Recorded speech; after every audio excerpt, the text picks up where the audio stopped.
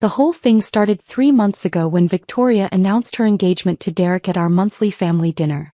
Mom immediately started gushing about wedding plans while Dad pulled out his checkbook, ready to fund what he called the social event of the decade. "We're thinking the Rosewood Vineyard estate," Victoria said, scrolling through photos on her phone. "It's only $85,000 for the venue, plus catering, flowers, photography." She paused dramatically. "Around $200,000 total. Whatever my princess wants," Dad beamed, already calculating numbers in his head. I was sitting quietly at the end of the table, picking at my salad when Victoria's eyes landed on me. "Oh, and Maya, I know money's tight for you right now, but I really want you as my maid of honor. We can find you something affordable to wear." "That's very thoughtful," I replied softly. "Maybe something from Target?" she continued with a laugh. "I mean, we can't have you looking out of place next to my Stanford sorority sisters." Mom nodded sympathetically. "Victoria's right, honey. This is going to be photographed for the society pages. We want you to feel comfortable but also appropriate." I'd grown used to these conversations over the years. Ever since dropping out of law school to pursue what my family called that computer thing, I'd become the designated family disappointment. While Victoria climbed the corporate ladder at Dad's investment firm, I spent my days in coffee shops with my laptop, working on what they assumed were freelance projects that barely paid the bills. What they didn't know was that computer thing had turned into Data Flow Solutions, a cloud infrastructure company I'd built from nothing. 3 years ago, a major tech corporation had acquired us for $340 million. My 60% stake had made me exceptionally comfortable, though I'd kept living in my modest one-bedroom apartment and driving my reliable Honda Civic. The family never asked about my work beyond polite inquiries about whether I was still doing that coding stuff. They assumed my simple lifestyle meant I was struggling financially. It was easier to let them think that than explain how I'd accidentally built a tech empire while they weren't paying attention. "Have you put a deposit down on Rosewood?" I asked Victoria. "Not yet," she sighed. "They're requiring $50,000 upfront, and with Derek's student loans we need Dad's check to clear first. But the wedding coordinator assured me we're first on the list." I made a mental note and changed the subject. The next day I drove out to Rosewood Vineyard Estate. Rolling hills covered in grapevines stretched as far as I could see, with a stunning Mediterranean-style villa overlooking the valley. The owner, Mrs. Catherine Rosewood, met me personally. "It's a magnificent property," she said as we toured the grounds. "My late husband and I built this as our dream home 40 years ago. But I'm 78 now and it's time to let someone else create memories here." "What made you decide to sell?" "The event business keeps me busy, but the property taxes and maintenance are overwhelming. My children live on the East Coast and have no interest in wine country life." We spent 2 hours walking the vineyard rows, talking about her husband's passion for winemaking and her love of hosting celebrations. By the time we returned to the villa, I'd made my decision. "Mrs. Rosewood, I'd like to make an offer." "For an event booking?" "For the entire estate." Her eyebrows rose. "The entire? But you look so young. Are you sure you understand what you're considering?" I pulled out my phone and showed her my bank statement. "I'm quite sure." 3 weeks later the papers were signed. I was now the owner of 150 acres of prime Napa Valley real estate, including the vineyard, villa, guest cottages, and event facilities. Mrs. Rosewood had accepted my offer of $12.8 million, grateful to know the property would be loved and maintained. I kept the existing staff and event bookings, including Victoria's wedding, which was still 6 weeks away. The wedding coordinator, Sarah, had no idea ownership had changed. I'd specifically requested that all existing contracts be honored under the previous management structure. That Friday our family gathered for our usual dinner. Victoria was practically glowing as she showed off wedding favors and talked about final preparations. "The venue coordinator called today," she announced. "Everything's confirmed for next month. Rosewood is going to be absolutely perfect." "I'm so proud of how you've planned this whole thing," Mom said. "A real fairy tale wedding." Victoria beamed, then turned to me. "Maya, I know we haven't talked about your bridesmaid dress yet. I was thinking maybe we could find something simple online. I don't want you to overspend." "I appreciate you thinking of my budget," I said. "Actually," Victoria continued, getting more animated, Derek's cousin is about your size and she has this beautiful navy dress from her sister's wedding. It's not exactly what I envisioned for my bridal party, but it would save you money. That's very generous. I just want everyone to be comfortable, Victoria said, though her tone suggested she was more concerned about the photos than my comfort. This wedding is going to be featured in several magazines, and I want everything to look cohesive. Dad cleared his throat. Speaking of the wedding, I got the final bill from the caterer today. With all the additions Victoria requested, we're looking at $240,000 total. Daddy, I know it's a lot, Victoria said quickly, but this is a once-in-a-lifetime event. Derek and I will pay you back. Nonsense, Dad waved his hand. My little girl deserves the best. Though I have to say, Maya, it might be good for you to see how a real celebration is done. Maybe it'll motivate you to get serious about your career. Maybe it will, I agreed quietly. The conversation continued with details about flowers, musicians, and the famous photographer Victoria had hired. Throughout dinner, she kept making small comments about keeping things classy and ensuring everyone looked appropriate for the cameras. As we were finishing dessert, Victoria's phone rang. It's the wedding coordinator, she said apologetically, stepping away to take the call. I could hear her voice from the next room getting increasingly agitated. What do you mean there's been a change? The wedding is in 6 weeks. She returned to the dining room looking confused and slightly panicked. That was Sarah from Rosewood. She said there's been a change in ownership, and the new owner wants to meet with me to discuss the wedding arrangements. Change in ownership? Dad frowned. When did this happen? Apparently 3 weeks ago, Victoria said, checking her phone again. Sarah assured me that all existing contracts would be honored, but the new owner wants to personally review all upcoming events. Mom looked worried. What if they want to change the pricing? Or cancel bookings? They can't do that, Victoria said, though she sounded uncertain. We have a contract. Who bought it? Dad asked. Sarah didn't say. Just that they'd be in touch soon to schedule a meeting. The room fell silent as everyone absorbed this news. Victoria's perfect wedding suddenly felt less certain. I'm sure it'll be fine, I said gently. Maybe the new owner just wants to maintain the same high standards. Easy for you to say, Victoria snapped, her stress showing. You don't have anything invested in this. If they cancel, I don't have time to find another venue of this caliber. Victoria, Mom scolded, Maya's just trying to help. Help how? She can barely help herself. At least when my wedding gets featured in Town and Country, some of us will be representing the family properly. I nodded thoughtfully. You're right. I should probably leave the wedding planning to people who understand these things. The next morning my phone rang early. It was Victoria calling before 7 a.m. Maya, I'm sorry about last night, she began. I'm just stressed about this venue situation. I understand. Wedding planning must be overwhelming. The thing is, I was wondering if you could do me a favor. I know money's tight for you, but could you maybe contribute something to the wedding? Even a small amount would help, and it would mean a lot to show family support. I paused, considering my words carefully. What kind of contribution were you thinking? Well, Derek and I were talking, and with this venue uncertainty we might need a backup plan. If we have to book somewhere else last minute, it could cost an extra $50,000 or more.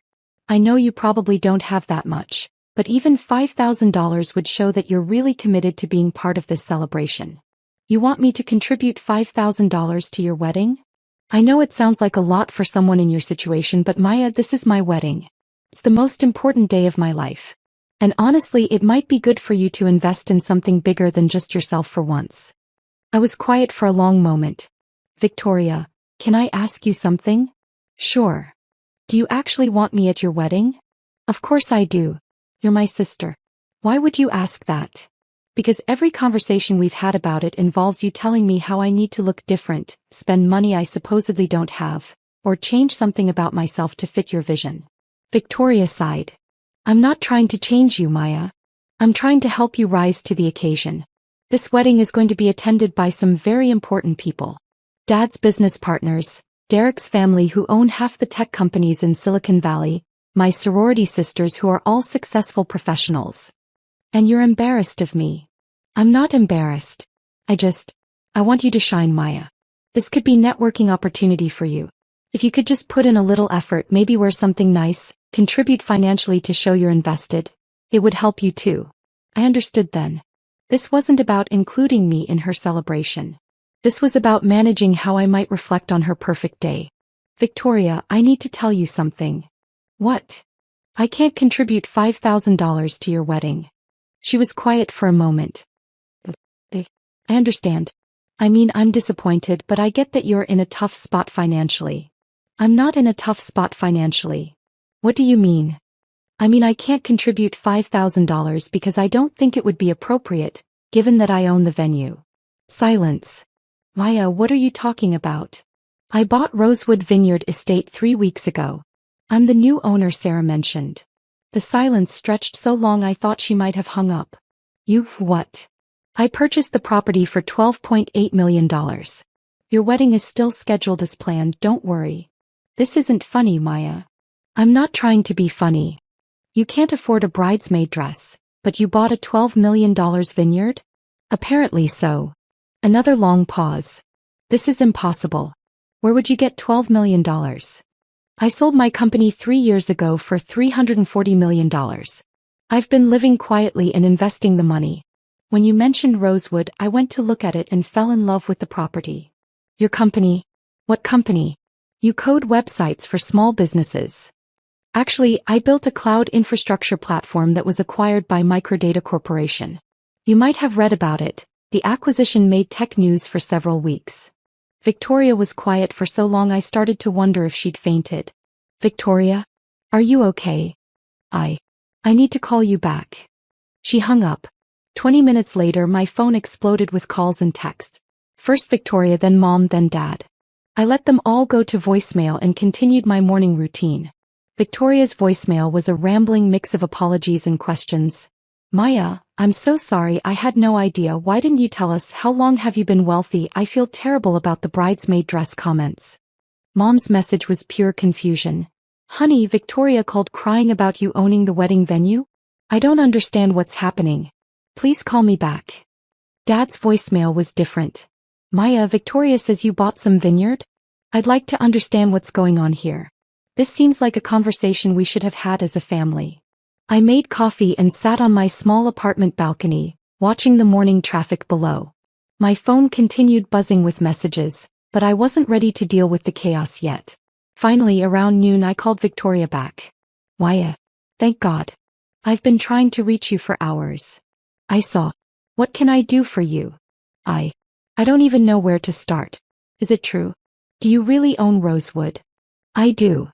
And you're really you really have millions of dollars. I do. But you live in that tiny apartment. You drive a Honda. You never go on vacations or wear expensive clothes or... I like my apartment. My car is reliable. And I don't need expensive clothes to be happy. Victoria was quiet for a moment. Maya, I owe you the biggest apology of my life. For what? For treating you like you were less successful than me. For assuming you were struggling. For making those comments about your dress and asking you for money. Victoria, you didn't know. But that's just it, I never bothered to know. I never asked about your work beyond surface questions. I just assumed because you weren't flashy about money, you didn't have any. I appreciated her honesty. It's okay. It's not okay. I've been condescending to you for years. And the worst part is you never corrected me. You just let me make an ass of myself. I didn't want to make a big deal about the money. Why not? Maya, you're incredibly successful. You should be proud of what you've accomplished. I am proud of my work. But I've seen how money changes family dynamics. I wanted our relationship to be about more than my bank account. Victoria was crying now. I'm so sorry. You're my little sister and I should have been supporting you, not judging you. You weren't judging me. You were trying to help in your own way. By offering you hand-me-down dresses and lecturing you about career motivation? I couldn't help but laugh. The career motivation talks were pretty funny, given the circumstances. Oh God, all those dinners where Dad and I gave you advice about getting serious about work. While I was running a multi-million-dollar investment portfolio, yes. Maya, can you forgive me? There's nothing to forgive, Victoria. You're my sister and I love you. Even after I was such a snob about the wedding? Especially after that. Though I do think we need to have a conversation about your actual expectations for the ceremony. What do you mean? Well, as the venue owner, I want to make sure your wedding is exactly what you dreamed of. But as your sister, I want to make sure you actually want me there as family, not as someone you're trying to manage. Victoria was quiet for a long moment. You're right. I got so caught up in having the perfect wedding that I forgot what weddings are actually about. Maya, I want you there as my maid of honor because you're the person who's always been there for me, even when I didn't deserve it. Even if I wear a dress from Target? She laughed through her tears. Wear whatever makes you happy. Though, can I ask you something?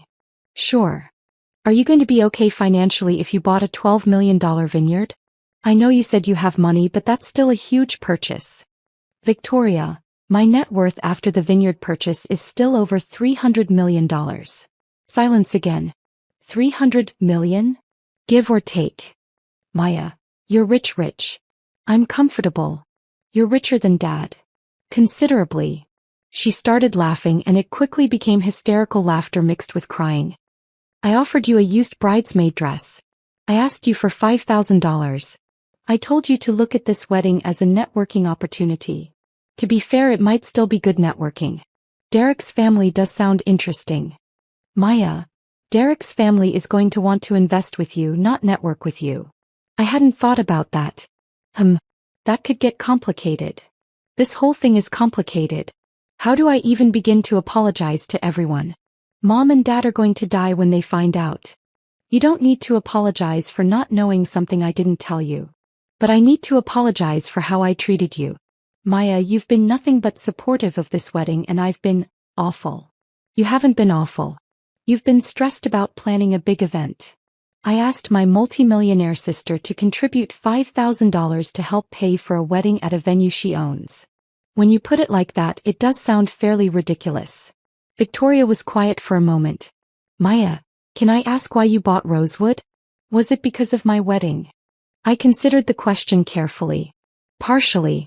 When you described it, I was curious to see it. But mostly I bought it because I fell in love with the property.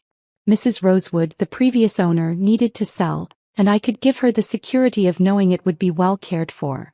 Are you going to keep running it as an event venue? For now. I like the idea of hosting celebrations, though I might make some changes to focus on family events rather than just high-end society parties. That sounds perfect for you. Victoria, there's something else we should discuss. What?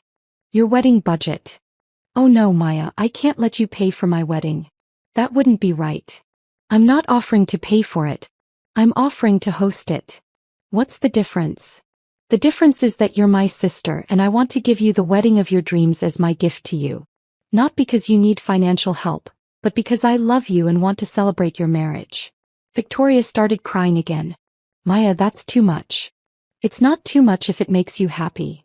But the venue fee alone is $85,000. Victoria, $85,000 is what I spend on coffee in a year. That can't be true. Okay, that's an exaggeration. But the point stands. This wedding gift won't impact my finances, and it would mean everything to me to host your celebration. Are you sure? I'm sure. But I have one condition. Anything. I want you to wear whatever dress makes you feel beautiful, eat whatever food makes you happy, and celebrate with people who love you for who you are. No more worry about impressing magazine photographers or looking perfect for social media. That sounds amazing, actually. Good. And Victoria. Yeah. I'd be honored to be your maid of honor, but only if you actually want me standing beside you as your sister, not as a prop in your photos. Maya, I want nothing more than to have my sister beside me on the most important day of my life. Then let's plan a wedding. Over the next several weeks, everything changed. Victoria called off the magazine photographers and reduced the guest list by half, focusing on family and close friends rather than business contacts and social acquaintances. We worked together to design a celebration that reflected her and Derek's personalities rather than what looked impressive on paper. I kept my ownership of the vineyard quiet from extended family and friends, letting Victoria share the news as she felt comfortable. Most people assumed I was simply helping with planning, which was fine with me. The morning of the wedding, Victoria found me in the bridal suite at 6 a.m., despite her wedding not starting until 4 p.m. Maya, are you awake? I am now, I said, opening the door to find her in pajamas with tears in her eyes. I couldn't sleep. I kept thinking about everything. Wedding day nerves? No. Well, yes, but also, Maya, I've been a terrible sister. I pulled her into the suite and made her sit down. Victoria, we've talked about this. You haven't been terrible. Yes, I have. Not just about the money stuff, but before that too. I never asked about your work because I assumed it wasn't important. I never included you in my social circle because I thought you wouldn't fit in. I treated you like the little sister who needed guidance instead of recognizing that you were building something incredible. Victoria. Let me finish. You've given me the most beautiful gift imaginable, not just paying for this wedding, but making it possible for me to have the celebration I actually wanted instead of the one I thought I was supposed to want. And more than that, you've been patient with me while I figured out how to be a better sister. I sat down beside her. Victoria, do you know what the best part of this whole experience has been for me? What? Getting to know who you really are when you're not trying to impress anyone. The sister who cried when we tasted the wine Mrs. Rosewood made from her husband's favorite grapes. The one who insisted on handwriting thank you notes to every vendor. The one who changed her flowers from exotic orchids to wildflowers because they reminded her of our childhood backyard. You noticed all that? Of course I noticed. You're my sister and I love watching you become yourself. Victoria hugged me tightly. Thank you for seeing who I could be and loving me while I figured it out. That's what sisters do. The wedding was perfect in ways that had nothing to do with money. Victoria glowed with genuine happiness. Derek looked at her like she was his whole world. And our parents cried during the ceremony for all the right reasons. During the reception, Dad pulled me aside as we watched Victoria and Derek dance. Maya, I owe you an apology. For what, Dad? For not taking your work seriously. For assuming that because you weren't climbing a traditional corporate ladder, you weren't succeeding. Dad, you couldn't have known. But I should have asked. I should have been curious about what you were building instead of worrying about what you weren't achieving. I smiled. Well, now you know. Now I know that my daughter is brilliant and successful and generous, and I'm proud of who you've become. Thank you, Dad. As the evening wound down, I found myself on the vineyard terrace, looking out over the valley. Victoria appeared beside me, still in her wedding dress. Hiding from your own party? I asked, taking a moment to appreciate it all. Maya, this was the most perfect day of my life. I'm glad. Can I ask you something? Always. Are you happy? I mean, really happy? With your life, your choices, everything. I thought about it. I am. I love my work, I love this property, and I love our family, even when you're being impossible. Victoria laughed. Even when I'm being impossible? Especially then. That's when you need love most. She leaned against the railing beside me. Maya, I want you to know that whether you had millions of dollars or were actually struggling financially, I should have treated you better. Money doesn't determine someone's worth. No, it doesn't. But it does make for a really great wedding venue. I laughed. It doesn't hurt. As we stood there watching the stars come out over the vineyard, I realized that Victoria was right. This had been a perfect day. Not because everything was expensive or impressive, but because it was real. Because my sister had chosen love over image, family over status, and authenticity over perfection. And because sometimes, the best gift you can give someone isn't money or property or business success. Sometimes it's the patience to let them figure out who they really are, and the love to accept them while they're figuring it out. Victoria's marriage would be built on that kind of foundation, real love between two people who chose each other not for what they could project to the world, but for who they were when no one else was watching. As for me, I had my vineyard, my family, and the quiet satisfaction of knowing that sometimes the most successful ventures aren't the ones that make headlines. Sometimes they're the ones that make a sister's wedding day perfect, or give an elderly woman peace of mind, or prove that success doesn't have to be loud to be real. The next morning I found a handwritten note from Victoria on my door. Maya, thank you for the most beautiful wedding, the most beautiful venue, and most importantly for being the most beautiful sister. I promise to spend the rest of my life being worthy of your patience and generosity. I love you more than words can say. V. I smiled, folded the note carefully, and tucked it into my desk drawer next to the property deed for Rosewood Vineyard Estate. Some investments pay dividends in dollars. Others pay dividends in relationships that become stronger, deeper and more genuine than anything money could buy. I was grateful to have both.